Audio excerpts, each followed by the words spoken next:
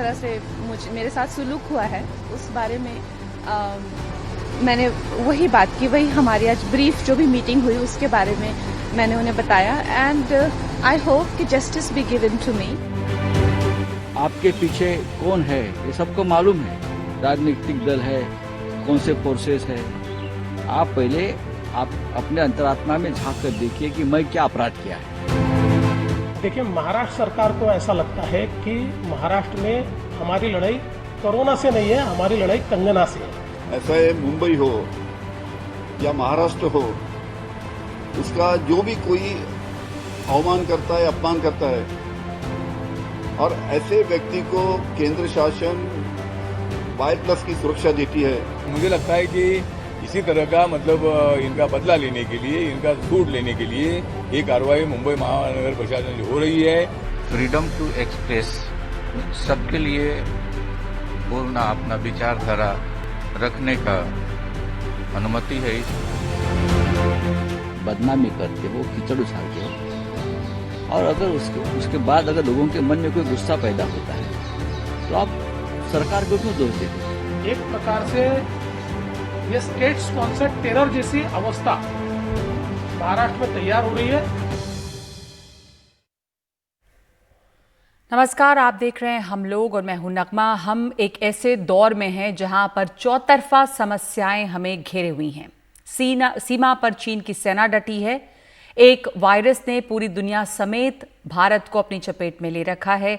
Bharat corona पीड़ित देशों में चोटी का देश बन गया है।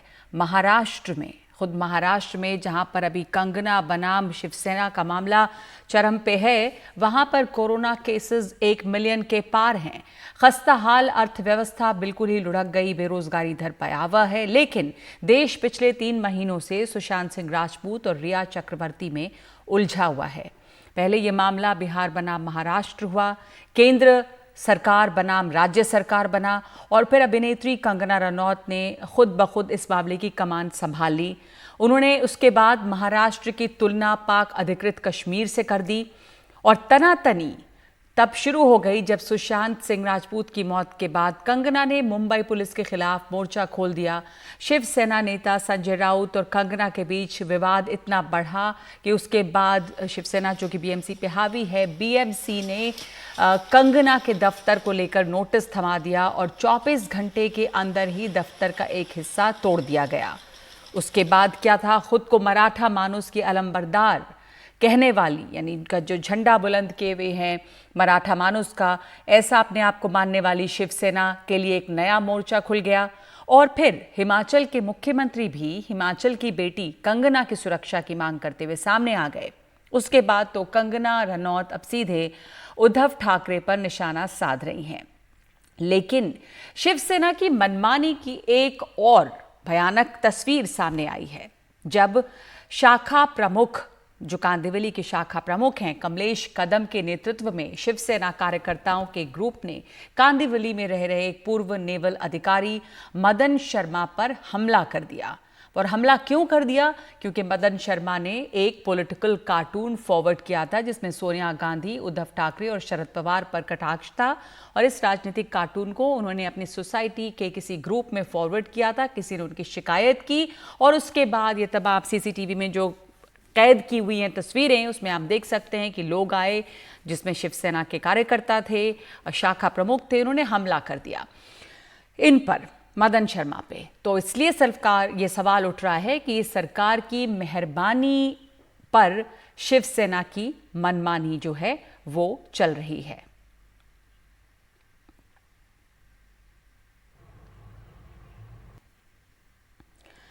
तो हमारे साथ इस मामले पर चर्चा करने के लिए तमाम पॉलिटिकल एनालिस्ट, विश्लेषक तो जुड़ रहे हैं, राजनीतिज्ञ भी जुड़ रहे हैं, लेकिन साथ साथ मदन शर्मा भी होंगे हमारे साथ, जो पूर्व नेवी ऑफिसर हैं जिन पर हमला किया गया है। इस वक्त मेरे साथ रामदास अठावले मौजूद हैं, केंद्रीय मंत्री, जिन्होंने गवर्नर साहब से भी मुलाकात की है, राज्यपाल कोश्यारी से मुलाकात उन्होंने की, कंगना रनौत से भी मिले। रामदास अठावले जी, बहुत बहुत धन्यवाद आपका हमें समय देने के लिए।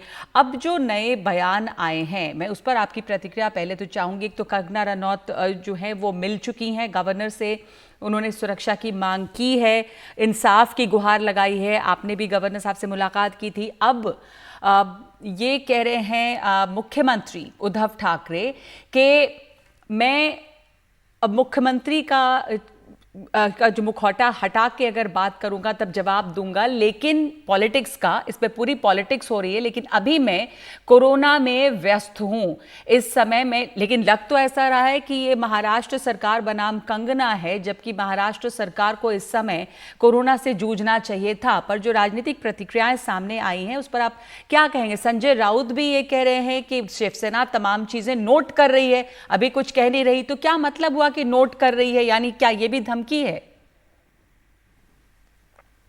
हाँ, मुझे लगता है कि शिवसेना की धमकी है। संजय राउत जी धमकी देने का काम करते हैं।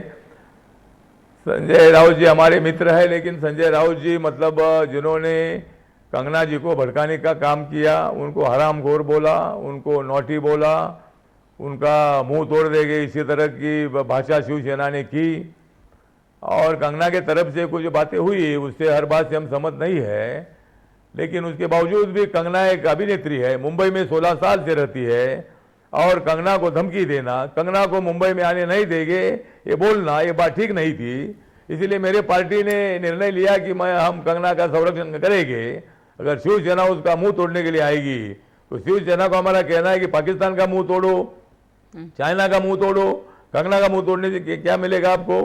ठीक बात है, उन्होंने जो बातें बताई थी तो ठीक बात है, एक नौजवान और एक्टिव अपनी अभिनेत्री है, तो मुझे लगता है कि शिवसेना धमकी देने का काम कर रही है। आज मैं मदन शर्मा जी को भी मैं मिला उनके घर में जाकर दिल्ली आने के पहले, और उनके साथ मेरी बात हुई है, और उनको Z+ सिक्योरिटी मिलनी चाहिए, इसीलिए मैं अमित शाह साहब को मिलने वाला हूं। और शिवसेना गुंडागर्दी करती है, वो कदम नाम के शाखा प्रमुख ने उनको नीचे बुलाकर उनकी मार पिटाई की है, उनका एक आग जो है वो बर्बाद हो चुका है शिवसेना का। लेकिन रामदास अठावले जी हमारे साथ मदन शर्मा भी जुड़ रहे हैं, मैं उनसे भी बात करूंगी। एक बार आपसे ये मैं जानना चाहती हूँ, आप जो कह रहे हैं शिवसेना गुंडागर्दी करती है, शिवसेना का इतिहास रहा है, मतलब वो बिहारियों पर हमला हो, साउथ इंडियंस पर हमला हो, पाकिस्तान का नाम लेकर खिलाड़ियों पर हमला हो, क्रिकेट की पिच उखाड़ना हो, तो ये तमाम चीजें जो वो चलती रही हैं, और जिस तरह का आतंक फैलाते हुए उसको शान से पेश किया है, क्या उस शिवसेना का चरित्र कुछ बदला हुआ जो लग रहा था वो वापस आ रहा है, या चरित्र कुछ बदला है? क्योंकि संजय राउत तो कह रहे हैं अपने कॉलम में, पार्टी का जो माउथपीस है, मुखपत्र है सामना, उसमें कि बीजेपी किस तरह से मेन ऑपोजिशन पार्टी होते हुए कंगना रनौत को बढ़ावा दे रही है, यानी वो उनको बीजेपी का एक तरह से कह रहे हैं कि वो एक मोहरा बनी हुई है और बीजेपी उनको इस्तेमाल कर रही है और सरकार के खिलाफ मोर्चा खोली हुई है। मुझे लगता है कि कोई बीजेपी उनका कंगना का इस्तेमाल नहीं कर रही है। कंगना राणावत जी ने मतलब सुशांत राजपूत के केस में उनका वो जो मृत्यु हुआ, ये आत्महत्या नहीं है, ये हत्या हो सकती है, इसी तरह की भावना, इसी तरह की जानकारी उन्होंने दी थी। और शिवसेना जानबूझकर बीजेपी को बदनाम करने का काम कर रही है, बीजेपी का इसमें कोई हाथ नहीं है। कंगना को ये Y+ सिक्योरिटी देने का कारण ये था कि शिवसेना ने धमकी दी थी, और हिमाचल प्रदेश की एक अभिनेत्री, एक नौजवान लेडी, उनकी सुरक्षा करने की जिम्मेदारी थी, और इसीलिए मेरी पार्टी ने भी निर्णय लिया था कि हम कंगना का संरक्षण करेंगे। अगर शिवसेना गुंडागर्दी करेगी तो गुंडागर्दी जो आप कह रहे हैं कि ये गुंडागर्दी हो रही है शिवसेना की तरफ से, पर इस गुंडागर्दी की एक मिसाल, ये गुंडागर्दी है या पॉलिटिकल लड़ाई है एक अलग बात है, पर एक गुंडागर्दी की साफ मिसाल मदन शर्मा जी के मामले में जरूर दिखाई देती है। कंगना रनौत को हो सकता है कि बीजेपी सपोर्ट करे, हो सकता है बीजेपी बनाम शिवसेना लड़ाई हो, लेकिन मदन शर्मा जी पर जो हुआ उसको क्या कहेंगे? मदन शर्मा हमारे साथ जुड़ रहे हैं, पूर्व नेवी ऑफिसर जिनके ऊपर हमला किया गया, जिसमें शाखा प्रमुख मौजूद थे, सीसीटीवी कैमरे का फुटेज है जो आप देख रहे हैं। मदन शर्मा जी, आपका स्वागत है और धन्यवाद, आपने समय दिया। आप एक मुश्किल वक्त से गुजरे जब आपके ऊपर इतने सारे लोग अचानक आके हमला कर पड़े। आप फॉरवर्ड तो मैसेजेस बहुत सारे आते हैं, लोग कर देते हैं, कि आपको इस बात का अंदाजा था, किसी ने आपकी सोसाइटी से शिकायत कर दी तो आपको लगा था कि इस तरह के तमाम लोग यहाँ पर पहुँच पाएंगे। हुआ क्या उस दिन? क्या आपकी गलती थी? वो जो लोग आए थे वो क्या कुछ कह रहे थे इस बारे में? इस समय आप किस तरह का इंसाफ चाहेंगे? लॉ एंड ऑर्डर की व्यवस्था पर आप क्या कहेंगे मुंबई में? क्या आपको लगता है कि असुरक्षित है वहाँ पे? जी, मैं आपके माध्यम से मैं यही बोलूँगा कि जो हमारे ऊपर अटैक हुई है ये बहुत दुर्भाग्यपूर्ण है। हमें बुलाया गया बात करने के लिए और बात करने के बजाय 10-12 आदमी मिल कर के मेरे साथ जो व्यवहार किए हैं, मारपीट, मैं अकेला आदमी, अगर मुझे ये मालूम होता कि हमें मारने के लिए बुला रहे हैं तो हम तैयार रहते थे, उधर नहीं जाते थे गेट के बाहर। लेकिन वो आराम से बुलाए, यानी कि वो धोखा से हमको बुला करके और मारे हुए हैं। जी। मेरा उम्र नहीं देखे वो लोग, और जो छोटे छोटे छोकरे थे वो हमारे ऊपर और भी ज्यादा अटैक कर रहे थे।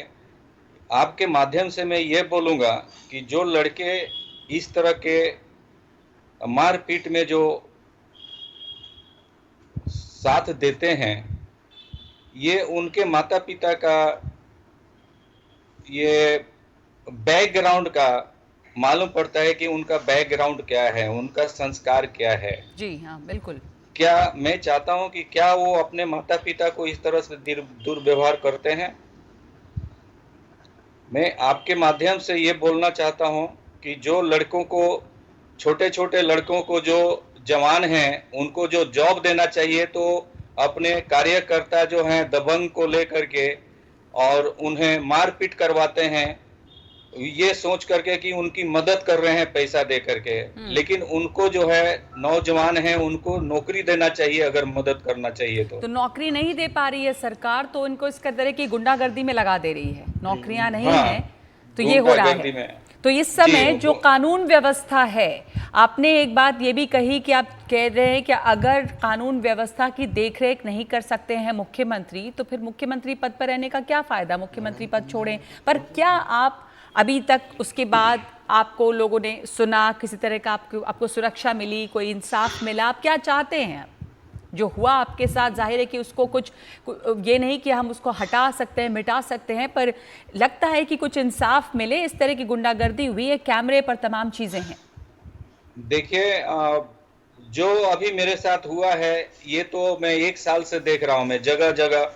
ये तो मेरे मीडिया के माध्यम से मैं सामने आ गया हूं मैं, वरना कितने हादसा हुए हैं जो कि कहीं लाइट नहीं आया हुआ है, वो बेचारे मर गए हैं, हादसे में गुजर रहे हैं, वो रिपोर्ट कर नहीं पाते हैं।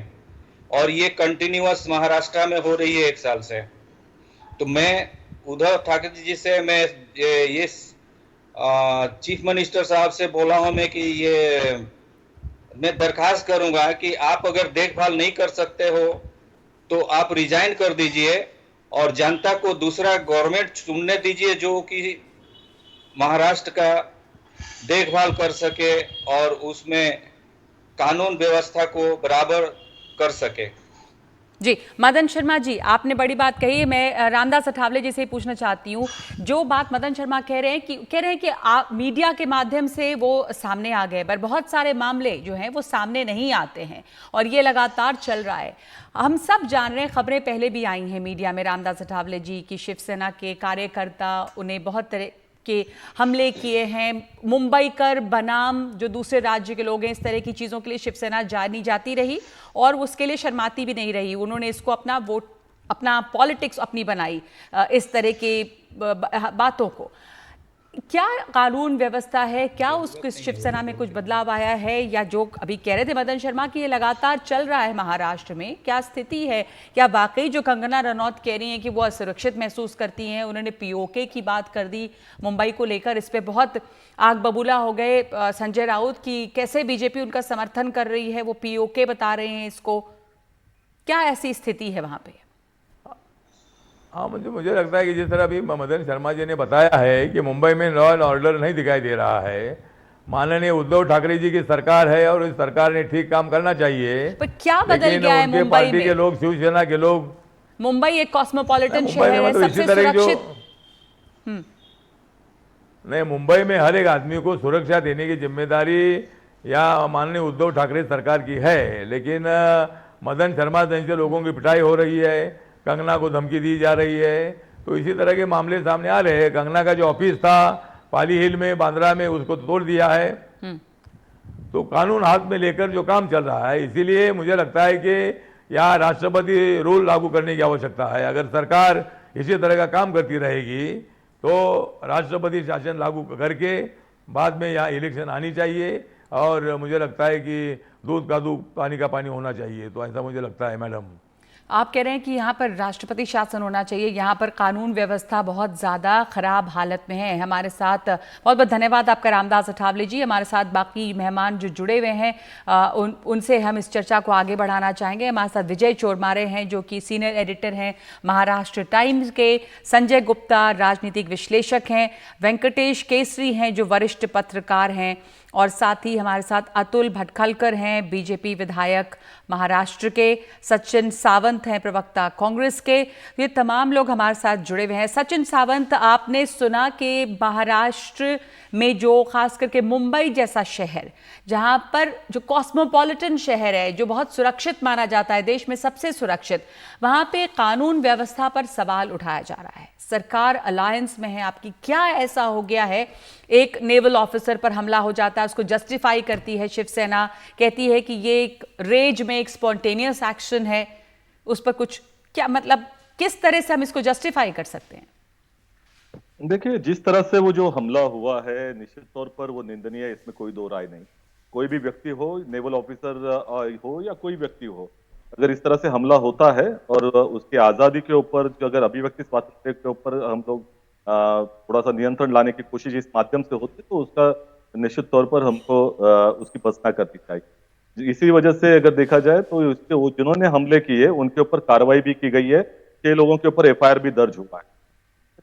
निश्चित तौर पर यह भी एक मामला है। अभी मैंने देखा मदन शर्मा के थे, और महाराष्ट्र में ऐसी खबरें भी आ रही हैं कि वो नेवल ऑफिसर नहीं है बल्कि वो कोई मर्चेंट नेवी के हैं। इसके बारे में अगर आप पूछते तो अच्छा होता कि वो लोगों की जानकारी में और बढ़ोतरी हो। जहां तक बात है इसके बारे में, निश्चित तौर पर मैं जरूर कहना चाहूंगा कि जो चीजें बताने की कोशिश की जा रही है भारतीय जनता पार्टी की तरफ, उनका रवैया क्या रहा है सैनिकों के बारे में, इसके बारे में चर्चा होनी चाहिए।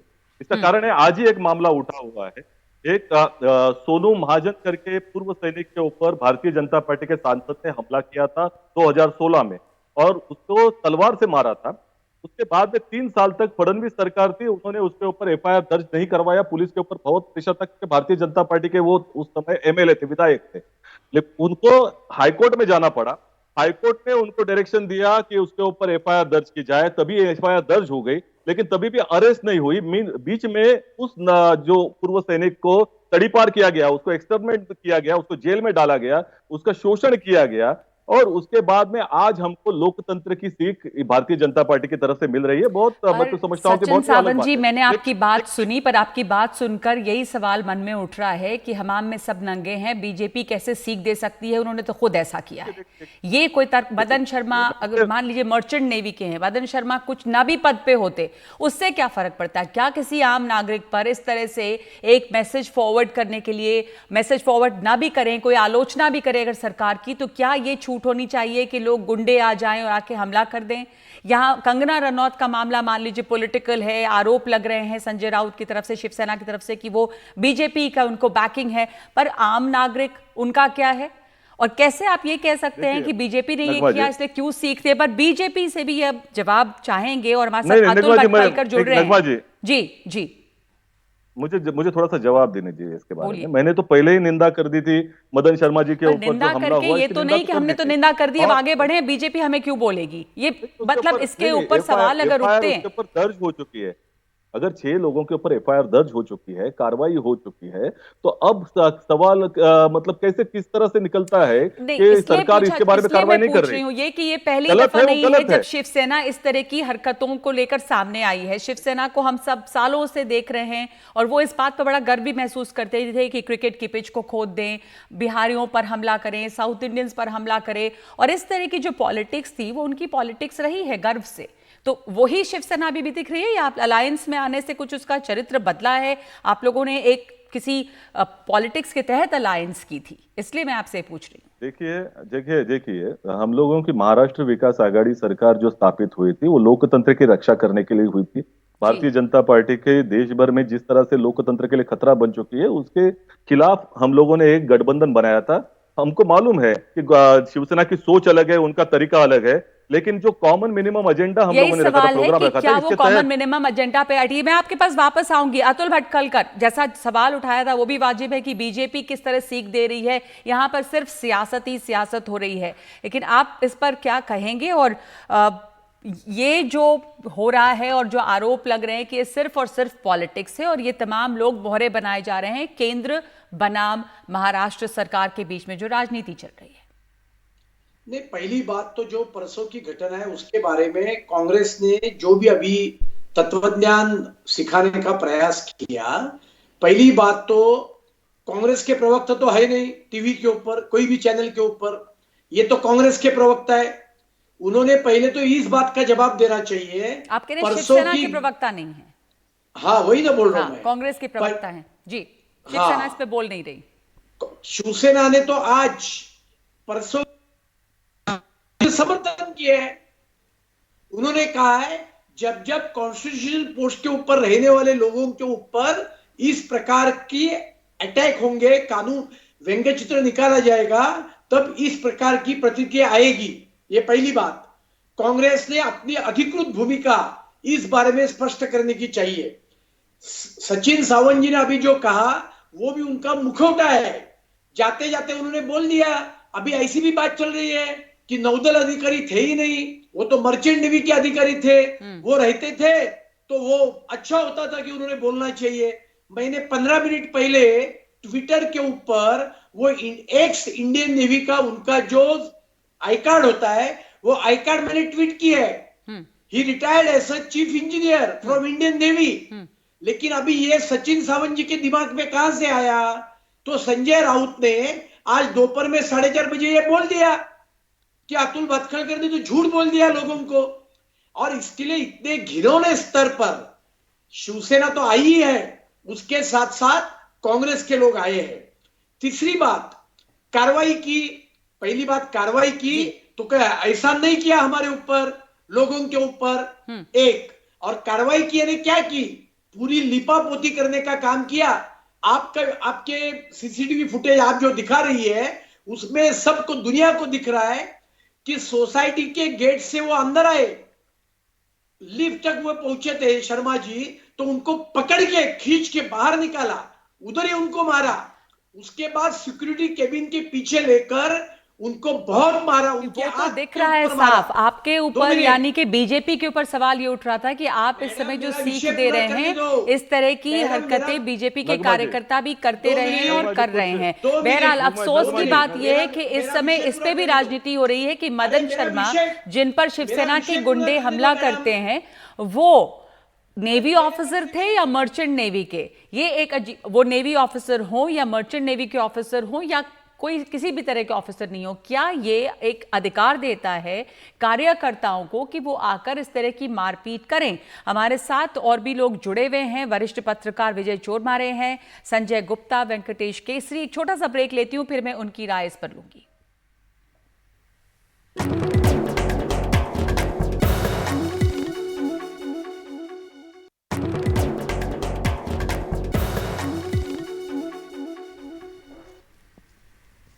हम चर्चा कर रहे हैं महाराष्ट्र में मुंबई शहर के हालात की, जहां पर राजनीति इस कदर बढ़ गई है। कंगना रनौत बनाम शिवसेना, संजय राउत के तरह तरह के बयान। कंगना इस बीच राज्यपाल कोश्यारी से मिली हैं। हमने अभी भी बात की अठावले जी से, जो कि कंगना रनौत से भी मिले हैं और गवर्नर से भी मिले हैं। और इन तमाम चीज़ों के बीच उद्धव ठाकरे के भी कुछ बयान आ रहे हैं। वो कह रहे हैं कि वो अभी कुछ कहेंगे नहीं क्योंकि वो कोरोना में व्यस्त हैं, लेकिन इशारों में उन्होंने बहुत कुछ कहा है। संजय राउत ये कह रहे हैं शिवसेना सब कुछ नोट कर रही है। ये सब कुछ जो चल रहा है, मेरे साथ इस चर्चा में शामिल हैं इस वक्त Vijay Chormare, senior editor Maharashtra Times के, वेंकटेश केसरी भी हैं हमारे साथ, और संजय गुप्ता। विजय चोरमारे जी, आपसे हम ये समझ रहे हैं कि ये एक एक बड़ी राजनीति यहाँ पर चल रही है। केंद्र बनाम राज्य सरकार का भी मामला है। शिवसेना की राजनीति फिर से खुलकर सामने आ रही है। वो मुंबई करों के लिए झंडा उठाए खड़े हुए हैं। कंगना रनौत की एक अलग यहाँ पर राजनीति चल रही है। मुंबई शहर की जो एक चरित्र रहा है, वो एक कॉस्मोपॉलिटन सुरक्षित शहर के जैसा रहा है, और अब सवाल उठ रहे हैं कि वहां पर कैसे नागरिक असुरक्षित महसूस कर रहे हैं। जो घटनाक्रम रहा है, आपकी टिप्पणी इस पर क्या है, आपका आकलन क्या है? पहली बात, नगमा जी, जो मदन शर्मा जी पर जो हमला हुआ वो दुर्भाग्यपूर्ण था। वो मर्चेंट नेवी के हो, नेवी के हो, या कोई कॉमन मैन हो, बिल्कुल किसी भी बुजुर्ग व्यक्ति पे और किसी भी सामान्य व्यक्ति के ऊपर ऐसा हमला नहीं होना चाहिए, ऐसी गुंडागर्दी नहीं होना चाहिए। ऐसी गुंडागर्दी की मैं कड़ी निंदा करता हूँ, पहली बात। दूसरी बात, जो शिवसेना की बात है, शिवसेना का इतिहास बार बार शिवसेना के सामने वर्तमान में आके खड़ा हो जाता है। ऐसा बार बार होता रहता है नगमा जी। उद्धव ठाकरे जी के दादाजी जो प्रबोधनकार ठाकरे थे, केसी ठाकरे, वो महाराष्ट्र के एक प्रोग्रेसिव लीडर थे, मगर शिवसेना एक कम्युनल पार्टी के रूप में उभर आए। बाला साहब ठाकरे एक कार्टूनिस्ट थे, व्यंग्य चित्रकार थे, मगर अब शिवसेना के सामने एक कार्टून का विवाद आ गया है। कांग्रेस बीजेपी के साथ शिवसेना का 30 साल का अलायंस था, मगर इमरजेंसी के पहले, इमरजेंसी के काल में और बाद में भी, और अभी तक प्रणब मुखर्जी जी के राष्ट्रपति इलेक्शन तक भी कांग्रेस के साथ शिवसेना के रिश्ते की चर्चे होते आ रहे हैं। और बीच बीच में शिवसेना के जो गुंडागर्दी के किस्से हम लोग सुनते हैं, वो तो हमेशा चलते रहते हैं। मगर एक बात ध्यान में रखनी चाहिए, जब से पार्टी महाराष्ट्र में सत्ता में आई है, वो कायदे से जाने की कोशिश हो रही है। जब से सुशांत सिंह राजपूत का जो डेथ का मामला सामने आया, उस मामले के बाद शिवसेना को उकसाने के लिए मीडिया के जरिए, बहुत सारे संगठनों के जरिए, राजकीय पार्टियों के जरिए इतने प्रयास किए गए। आदित्य ठाकरे के खिलाफ ऐसे घिनौने आरोप लगाया, उसको तो सुशांत सिंह के मर्डर के रूप में सामने लाने की कोशिश की, और शिवसेना के खिलाफ बड़ी से बड़ी बदनामी की मुहिम चलाई। तो आप कह रहे हैं कि ये सब शिवसेना को बदनाम करने की साजिश रही सुशांत सिंह राजपूत की मौत के बाद? नहीं, बाद चलते रहे, मगर शिवसेना ने कभी भी अपनी वायलेंस रिएक्शन नहीं दी। कंगना रनौत भी शुरू से 3 सितंबर से आपके उनके क्रोनोलॉजी उनके ट्वीट्स की देखे तो कंगना रनौत बार बार शिवसेना को, मुंबई को, यहाँ के लोगों को उकसाने की कोशिश कर रहे हैं। फिर भी शिवसेना ने कोई वायलेंट या कोई गुंडागर्दी वाली रिएक्शन नहीं दी है। शिवसेना ने जो कार्रवाई की है वो पॉलिटिकली करेक्ट है या गलत है, वो बाद में वो उस पर चर्चा हो सकती है। जिस तरह पहले जो बिहार के आईपीएस ऑफिसर को क्वारंटाइन किया था, वो भी पॉलिटिकली करेक्ट थी या गलत थी, चर्चा हो सकती है। मगर ये दोनों कार्रवाई, आईपीएस ऑफिसर को क्वारंटाइन करने के और कंगना के घर में जो इलीगल कंस्ट्रक्शन हुआ है, उस पर कार्रवाई हुई है, कानूनी तरीके से कार्रवाई हुई है। ये शिवसेना का आपको नहीं लगता कि कंगना रनौत के दफ्तर को 24 घंटे की नोटिस के बाद जिस तरह से तोड़फोड़ की गई, वो भी पॉलिटिकली मोटिवेटेड है? वो इसलिए है क्योंकि वो एक पॉलिटिकल स्टैंड ले रही थी। क्या आपको क्या लगता है संजय गुप्ता जी इस पर? देखिए, ऐसा है कि कंगना रनौत जी तो सुशांत सिंह राजपूत के विषय में पिछले 2-3 महीने से बात कर ही रही हैं, लेकिन ये राजनीति तो अभी बीच में अभी इस टाइम घुसी है, क्योंकि उन्होंने जिस तरह से मुंबई की तुलना पाक ऑक्युपाइड कश्मीर से की, पाक ऑक्युपाइड कश्मीर से करने के बाद फिर इस बयान को बीजेपी के नेता कहते हैं कि नहीं, ये बयान तो सही नहीं है, मगर उनको बिना इस बयान को वापस लिए उन्होंने जो है क्या कहते हैं, उनको वाई कैटेगरी की सिक्योरिटी भी दे दी, और एक नारा दे दिया कि महिला के सम्मान में कंगना रनावत मैदान में। तो कपिल शर्मा जी का घर जब टूटा था, तब मुख्यमंत्री देवेंद्र फडणवीस साहब ने तब तो ये नहीं कहा कि पुरुषों के सम्मान में बीजेपी मैदान में या कपिल शर्मा मैदान में। तो उस वक्त भी तो कपिल शर्मा जी ने एक ट्वीट ही किया था कि क्या यही अच्छे दिन है। दूसरा, अब मैं मदन लाल शर्मा जी वाली बात पे आता हूं। मदन लाल शर्मा जी की बात यह है कि बीजेपी हमेशा से ही उकसावे की राजनीति करती रही है और शिवसेना से उत्तर भारतीयों को पिटवाती रही है, और फिर उसके बाद उत्तर भारतीयों के साथ पीछे खड़ी हो जाती है। आज 100 से ज्यादा सीटें प्रभावित महाराष्ट्र में उत्तर भारतीय करते हैं, और उत्तर भारतीय ज्यादातर आजकल बीजेपी के सपोर्टर हैं। तो जो मदन लाल शर्मा जी के साथ जो घटना घटी, उसका मैं आपको विश्लेषण बताता हूं। मदन लाल शर्मा जी जिस सोसाइटी में रहते हैं, उस सोसाइटी के जिस ग्रुप के अंदर किसी सोशल मीडिया से वो कार्टून उठा करके उन्होंने जिस सोसाइटी के ग्रुप में फॉरवर्ड किया, मदन लाल शर्मा जी ने खुद स्टेटमेंट दी कि उसके अंदर बीजेपी के एक नेता है मिस्टर सेठी, शिवसेना का तो कोई नेता ही नहीं है उसके अंदर।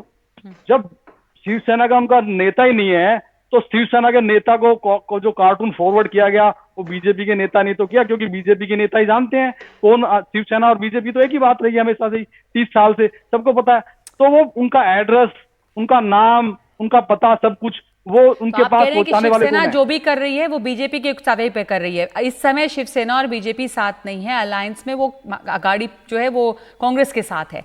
तो शिवसेना की भी तो ये हिस्ट्री रही है, ये इतिहास रहा है। उकसावे की राजनीति अगर बीजेपी करती रही तो शिवसेना की तो गर्व के साथ ये वो राजनीति करते रहे, चाहे वो क्रिकेट पिच उखाड़ना हो, बिहारियों पर हमला करना हो, साउथ इंडियंस पे हमला करना हो, और या मुखपत्र सामना में जिस तरह के लेख आते रहे, उनकी तो पूरी पॉलिटिक्स यही रही है। तो क्या उनको हम कैसे क्लीन चिट दे सकते हैं कि वो बीजेपी के उकसावे पे कर रहे हैं? बहरहाल वेंकटेश केसरी, अब जो बात यहाँ पे हो रही है कि जो कंगना रनौत ने संजय राउत पर ट्विटर पे ही लड़ाई चल रही है, जुबानी जंग है कि बीजेपी उन्हें प्रोटेक्ट कर रही है। वो कह रहे हैं कि बीजेपी क्यों ना प्रोटेक्ट करे, उन्होंने तो ड्रग माफिया का भांडाफोड़ किया है। और संजय राउत ये कह रहे हैं कि बीजेपी उनका संरक्षण कर रही है। किस तरह इसको आप देख रहे हैं? ये क्या चल रहा है मुंबई, महाराष्ट्र में?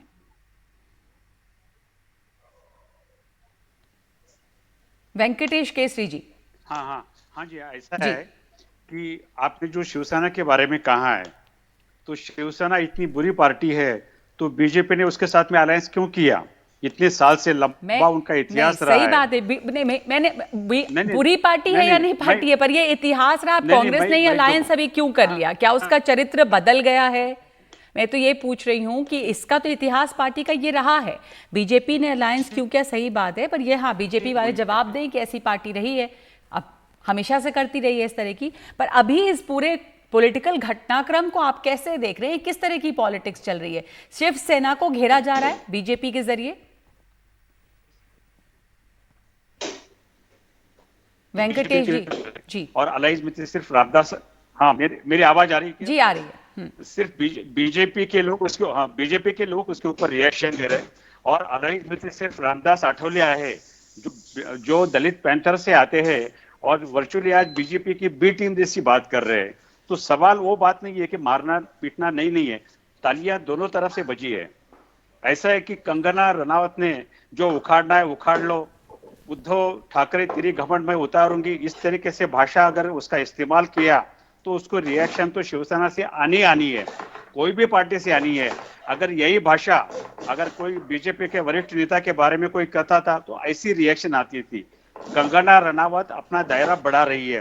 पहले उन्होंने शिवसेना को टारगेट किया जी, पहले जी बोलिए।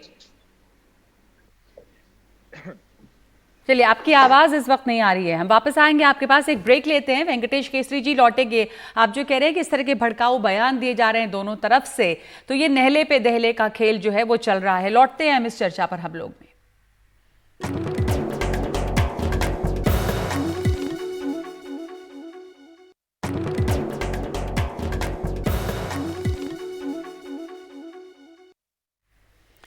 हम चर्चा कर रहे हैं मुंबई में चल रही इस समय की राजनीति पर। ये भी विश्लेषक कह रहे हैं, अभी पिछले ही जो हम चर्चा कर रहे थे पिछले सेगमेंट में उसमें, कि ये शिवसेना को घेरने की कोशिश है। सेना का जो मुखपत्र है सामना, उसमें सेना के नेता संजय राउत ने ये सवाल उठाया है दूसरे बॉलीवुड स्टार्स पर भी, बॉलीवुड के दूसरे जो स्टार्स हैं, कि जिस तरह कंगना रनौत ने मुंबई के खिलाफ भाषा इस्तेमाल की या बातें कहीं, उस पर उन लोगों को सामने आना चाहिए था और ये मुंबई को बदनाम करने की कोशिश है।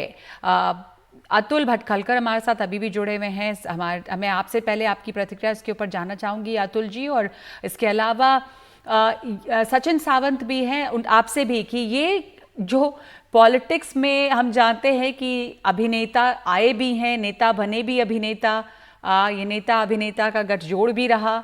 जिस तरह इस समय अभिनेताओं के कैंप बटे हैं, वो एक नई तस्वीर खड़ा कर रहा है। पर अब जो सवाल उठ रहा है कि बाकी क्यों नहीं बोले, अक्षय कुमार क्यों नहीं बोले, कंगना रनौत क्यों बोल रही हैं, क्या कहेंगे आप इस पर?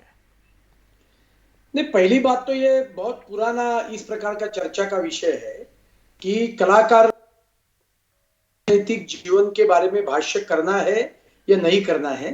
मुझे लगता है कि हर एक का अपना अपना व्यक्ति स्वातंत्र है। एक नागरिक के नाते मैं इतना ही कहूंगा।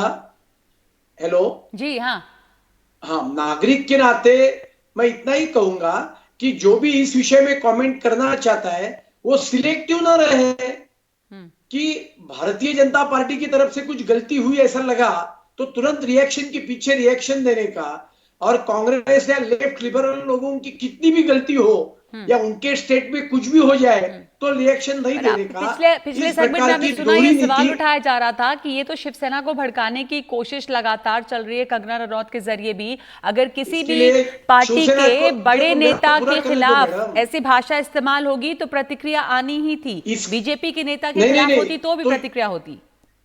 नहीं, पहली बात तो भारतीय जनता पार्टी के नेताओं के खिलाफ इस प्रकार की प्रतिक्रिया इससे भी ज्यादा तीव्र प्रतिक्रिया है, लेकिन हमने कभी किसी की मारपीट की नहीं, और कभी कभार एखादा भारतीय जनता पार्टी के कार्यकर्ता ने ऐसा कुछ किया भी होगा तो शिवसेना तो आपके साथ इतने सालों से रही, इस पर ये भी सवाल उठ रहा था। 2 मिनट इस पर ही तो सवाल उठ रहा था भी कि आप तो बीजेपी की तो शिवसेना अलाई रही हमेशा से, क्या तब शिवसेना अच्छी थी? मैं क्या कह रहा हूं, करती रही। आज शिवसेना सत्ता में है, सत्ता पार्टी ने अपना व्यवहार कैसा रखने का आपने तो जब आप सत्ता में न रहे तो व्यवहार कैसा भी रह सकता है, और सत्ता में रहे तो व्यवहार सुधरना चाहिए। सत्ता में रहने के बाद भी आप मारपीट का समर्थन करेंगे? नहीं, तो पर आपके साथ जब शिवसेना थी तब तो यही चल रहा था। सचिन सावंत शिवसेना को घेरने की कोशिश हो रही है, ये आपको लग रहा है? जी, सचिन सावंत। देखिए नगमा जी, ये शिवसेना को घेरने की नहीं, महाराष्ट्र विकास आघाड़ी सरकार को घेरने की कोशिश हो रही है, और जितने भी विपक्ष की सरकारें हैं उनको संकट में लाने की सुनिए निश्चित तौर पर। और मैं थोड़ी सी जानकारी देना चाहता हूं कि जिस तरह से अभी ये लोकतंत्र की बातें करने जा रहे हैं भारतीय जनता पार्टी, अब इनके कार्यकाल में क्या हुआ था इसके बारे में भी थोड़ा सा प्रकाश डालने की आवश्यकता है। सिर्फ फडणवीस का एक फोटो, परिवार का फोटो किसी ने डाला था सोशल मीडिया के ऊपर, उसको जेल करना पड़ा। अजय हातेकर नाम है उसका।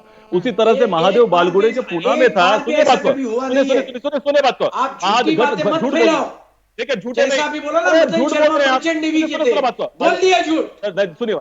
झूठ बोल रहे हैं। हमने नहीं बोला, मैंने नहीं बोला, मैंने पूछा नगमा जी थोड़ा सा बात करने दीजिए। एनडीटीवी है, दूसरा कोई और चैनल नहीं। सुनिए बात, पहली चीज, अजय हातेकर को अरेस्ट किया गया था, महादेव बालगुड़े महादेव बालगुड़े एनडीटीवी है। एक एक करके बात कीजिए, आप बोलने दीजिए सावंत जी को। जी, में महादेव बालगुड़े नाम का कार्यकर्ता था जिसने सिर्फ देवेंद्र फडणवीस जी की आलोचना की, उसको 90 दिन तक बेल नहीं मिलने दी। डॉक्टर कपिल खान की क्या परिस्थिति है वो भी आप देख लीजिए। देश में 233 लोगों के ऊपर 2014 से 2020 तक देशद्रोह के मामले लगे हुए हैं। कर्नाटक में सिर्फ नरेंद्र मोदी जी की आलोचना की, इसके वजह से उस स्कूल के ऊपर भी आपने देखा बच्चों ने जो प्ले किया था उसमें उन्होंने नरेंद्र मोदी जी की आलोचना की, तो उनके ऊपर भी देशद्रोह का मामला डाला था। ये इनका चरित्र है। जहां तक बात है आज की परिस्थिति में महाराष्ट्र विकास आघाड़ी के ये बात साफ है कि इसमें कोई भी किसी का भी दामन साफ नहीं है। आप मामले उठाएंगे, दोनों तरफ की तमाम पार्टियों में ये मामले मिलेंगे। कम समय है मेरे पास। विजय चोरमारे जी, हम इस समय महाराष्ट्र में जो चल रहा है, एक ऐसा समय है देश में, दुनिया में जो हो रहा वो तो है, पर खुद महाराष्ट्र में संगीन हालात हैं, कोरोना से लड़ने की जरूरत है, लेकिन सरकार, महाराष्ट्र सरकार जो है वो सरकार बनाम कंगना है, सरकार बनाम कोरोना के बजाय। जब 1 मिलियन का आंकड़ा है, क्या संकट की घड़ी है, लेकिन ध्यान कहीं और है। विजय चोरमारे जी। नगमा जी सही है, महाराष्ट्र के सामने संकट की घड़ी बहुत है। पहले मुंबई, पुणे जैसे बड़ी शहरों में कोरोना के आंकड़े बढ़ रहे थे, अब पूरे महाराष्ट्र के रूरल एरिया में बढ़ रहे हैं। इस परिस्थिति की तरफ महाराष्ट्र सरकार को ध्यान देना चाहिए, मगर एक बात भी देखनी चाहिए कि मुंबई जैसे शहर में जहां बहुत बड़ा स्लम एरिया है, वहां पे कोरोना कंट्रोल करने में महाराष्ट्र सरकार ने, मुंबई कॉर्पोरेशन ने बहुत बढ़िया काम किया, ये भी देखना चाहिए। मगर महाराष्ट्र में आंकड़े काम बहुत अच्छा हुआ, पर इस समय जिस तरह की राजनीति वहां पर चल रही है, क्या आपको लग रहा है कि संकट से ध्यान हटाने के लिए ये सब कुछ हो रहा है? ये सरकार जो है वो पलटवार जवाब इसमें फंसी हुई है। केंद्र जो महाराष्ट्र सरकार अब केंद्र सरकार की कॉपी कर रही है। जब आपके सामने कोई बड़ा मसला खड़ा हो तो उसी तरफ से ध्यान भटकने के लिए किसी और इशू खड़ा कर देना, जो केंद्र सरकार 6 साल से करती आ रही वही महाराष्ट्र सरकार अभी कर रही है, ऐसा मेरा कहना है। आपका कहना है कि महाराष्ट्र सरकार भी वही कर रही है जो केंद्र सरकार करती रही है, यानी कि बड़े मुद्दे से ध्यान हटाने के लिए। संजय गुप्ता, आखिरी कमेंट आपसे, इतना ही समय है मेरे पास। इस समय जो राजनीति चल रही है उस पर ये एक मोहरा है सिर्फ, जो तमाम स्टार्स और तमाम लोग इस्तेमाल हो रहे हैं केंद्र और महाराष्ट्र सरकार के झगड़े में। देखिए, ये झगड़ों की बात को ना करते हुए मैं आज जिस तरह से आज महाराष्ट्र के मुख्यमंत्री श्री उद्धव ठाकरे साहब ने जो अपना बयान दिया, जो स्टेटमेंट दी, मैं उसकी विषय में कहना चाहूंगा कि उन्होंने गैर जरूरी बातों पर बात ना करते हुए उन्होंने जो बात की वो कोरोना पर बात की, कोरोना से किस तरह से निपटा जाए इस पर बात की, रोजगार से किस तरह से निपटा जाए इस पर बात की, बेरोजगारी से किस तरह निपटा जाए इस पर बात की, किसानों की समस्याओं से कैसे हो इस पर बात की। तो मुझे लगता है कि एक मुख्यमंत्री के तौर पर जिस तरह से उन्होंने गैर जरूरी बातों को दरकिनार करते हुए, उनको इम्पोर्टेंस ना देते हुए, जो बेसिक सुविधाएं और समस्याएं हैं उन पर जो बात की, मेरे ख्याल से उन्होंने जो अपनी स्टेटमेंट दी वो बहुत अच्छी स्टेटमेंट दी। और हमें हमारे देश के सभी लोगों को, सभी पार्टी के नेताओं को इस संकट की घड़ी में इस विषय में सोचना चाहिए कि हम कोरोना से कैसे निपटें, व्यापार को किस तरह से बढ़ावा दें। बिल्कुल बिल्कुल, आप कह रहे हैं कि उद्धव ठाकरे ने इस समय में किसी तरह की बात और नहीं करके कोरोना की बात की, ये सराहनीय है। पर उद्धव ठाकरे ये भी कह रहे हैं कि उनको जवाब देना इस पर आता है। तो ये जो है राजनीति में कई मोड़े हैं और ये घमासान राजनीति चल रहा है। बहुत बहुत धन्यवाद अब आप तमाम लोगों का अपनी अपनी राय रखने के लिए, विश्लेषण करने के लिए स्थिति का। हम लोग में इस वक्त हम एक ब्रेक ले रहे हैं।